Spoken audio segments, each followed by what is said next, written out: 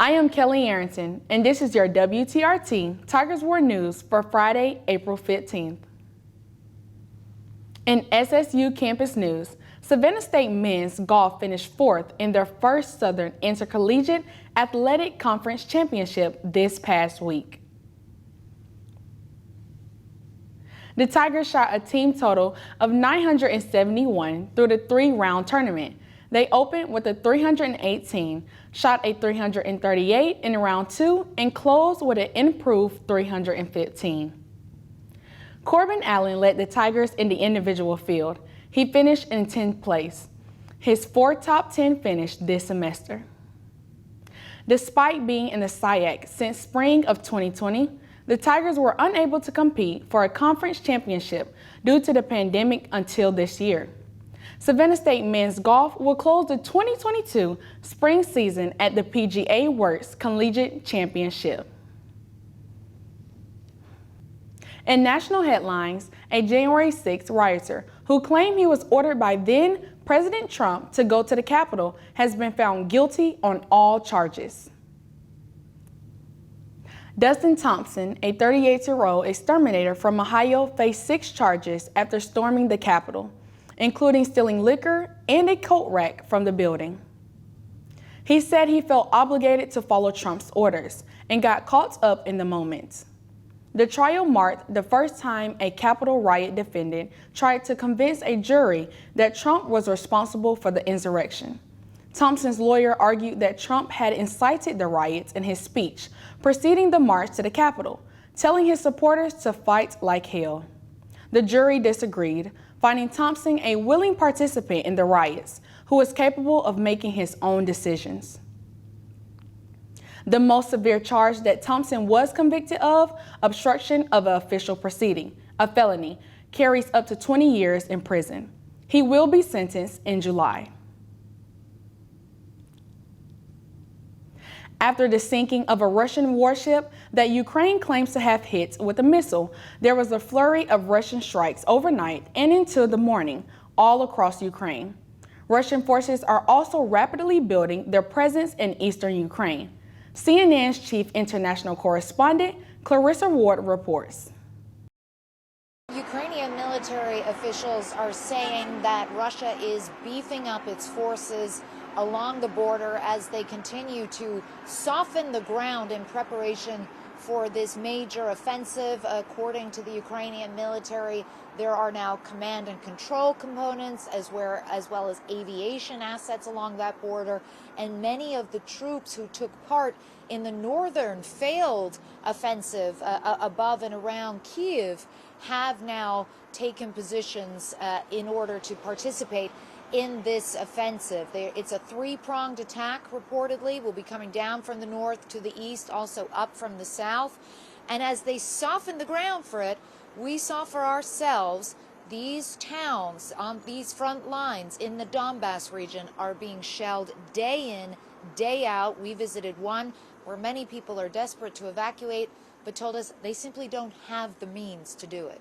Now, the fear that so many people in the East have is that after the humiliating failed offensive in the north, and now the humiliation of the sinking of the Moskva, and with this new general being placed at the helm of Russian operations, this Alexander Dvornikov, known as the Butcher of Syria for his role in that conflict, that you're going to see a doubling down on the most brutal of tactics. A lot of people looking at what's been happening in the southeastern city of Mariupol, where we have seen civilian structures targeted, where we have seen maternity hospitals and civilian shelters reduced to rubble, and fearing the worst, that we could see those scenes playing out across the Donbass region as this offensive gets underway.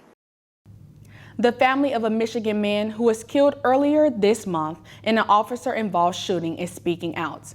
It comes after multiple protests and rallies on behalf of Patrick Loyola. They were sparked after videos showing the fatal shot during a struggle after a traffic stop. CNN Oscar Jimenez has the story.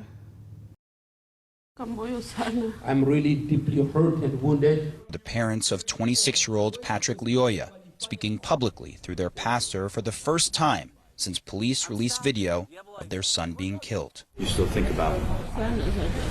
I think about him every time. And I still cannot believe that my son died. The family came to the United States to flee war in the Democratic Republic of Congo, but it was in the United States that a bullet killed her son.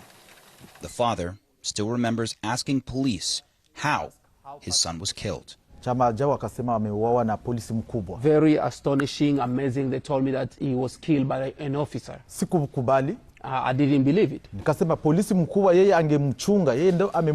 said the police that was supposed to be watching him is the one who killed him. Back on April 4th, shortly after being pulled over for what police say was improper car registration, Loyola starts running.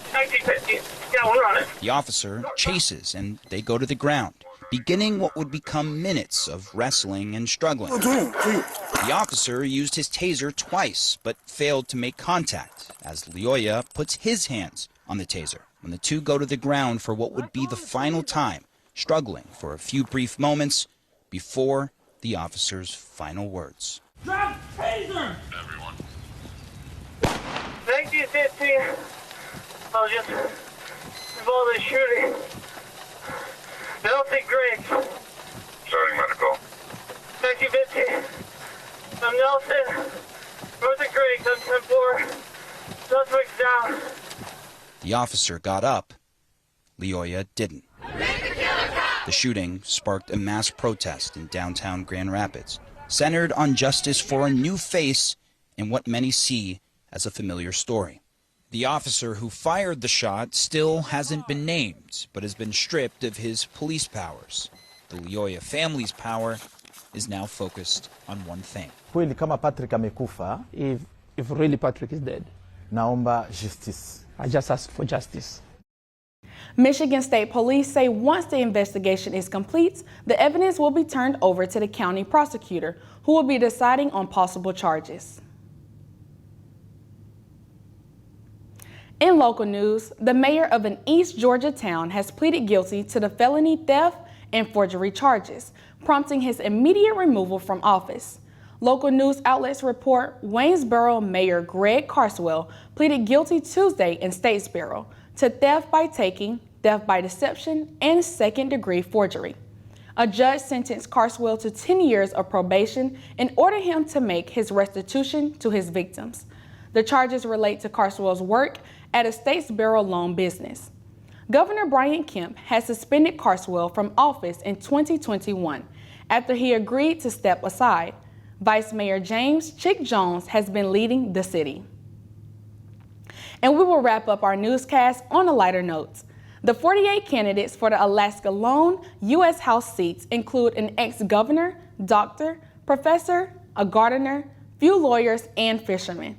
But no figure is more recognizable than Santa Claus. The particular Santa's personal history is not a regular Christmas tale. He is a monk who took a vow of poverty, serves on the North Pole City Council, and agrees with most of what Bernie Sanders has to say. But with a white beard, round appearance, and soft-spoken demeanor, he looks and sounds like the real deal. Behind the name and appearance is a man with a detailed campaign platform that some say gives him a fighting chance at capturing one of the top 4 spots in the special June 11th primary, needed to advance in the general election in August. And befitting his name, Claus is taking an unconventional approach to running for office. He says he will spend no more than $400 of his own campaign money on the campaign. He is running as an independent, uninterested in towing a party line. He is not accepting donations, not planning in in-person events. At 74, he is worried about COVID-19, not planning to send mail to Alaskans, and not taking any endorsements from politicians, though he says a couple have already offered. But with a name like Santa Claus, some are wondering, is any of that even necessary?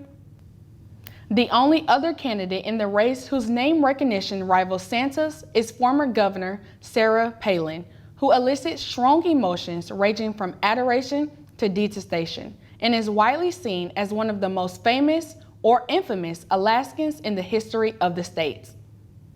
This has been your WTRT Tigers War News for Friday, April 15th. I am Keleigh Arrington.